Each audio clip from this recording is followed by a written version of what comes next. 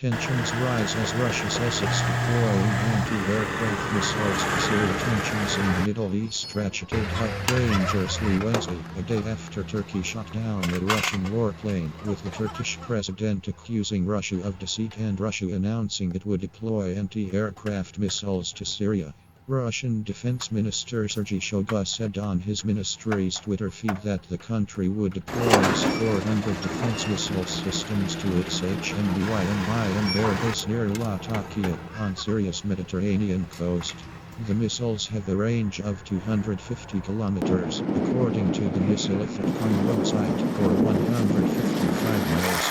The Turkish border is less than 30 miles away, and Foreign Minister Sergey Lavrov told Russian TV on Wednesday that Russia has serious doubts that Turkey's command of its warplane Tuesday was an unpremeditated act. It looks very much like a planned provocation, Lavrov said. For his part, Turkish President Recep Tayyip Erdogan condemned what he said was the violation of Turkish airspace by Russian warplanes, calling the incident an infringement of his country's sovereignty. He charged Russia with propping up the Syrian regime of Bashar al-Assad, a regime he said was inflicting terrorism on its own people. His remarks came the day after Russian President Vladimir Putin accused Turkey of being the terrorists, accomplices, for shooting down a plane he claimed was on an anti-terrorism mission. Erdogan disputed that claim in a speech Wednesday. There is no Daesh in the area where the Russian planes were flying, Erdogan said, using another name for ISIS. Do not deceive us. We know the locations of ISIS. An alarming rate of international turbulence, and experts agree.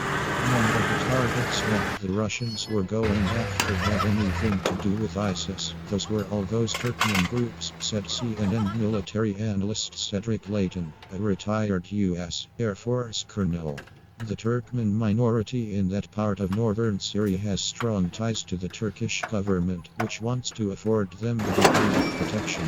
Anyone who bombs that area attacks our brothers and sisters, Turkmen, Erdogan said. Erdogan said Turkey had no intention of escalating the situation. But the fire in his words showed that the conflict in Syria has now churned up a new and alarming wave of international turbulence.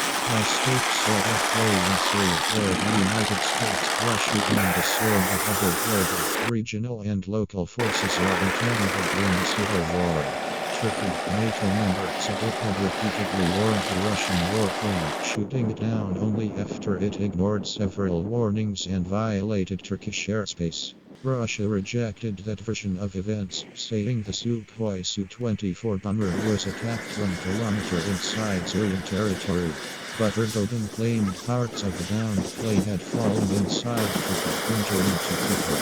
Adding to the tensions were the fates of the 2 Russian pilots aboard the bomber. Turkmen rebels operating in the area of Syria where the plane went down appeared to claim in the video that they shot both pilots to death as they parachuted toward the ground. CNN couldn't independently confirm the claim. The Russian military said it believed one of the pilots was dead. The Russian Defense Ministry said Wednesday that the second pilot had been rescued and was safe. The military also said the Russian Marine was killed when a helicopter came under attack during the search and rescue efforts.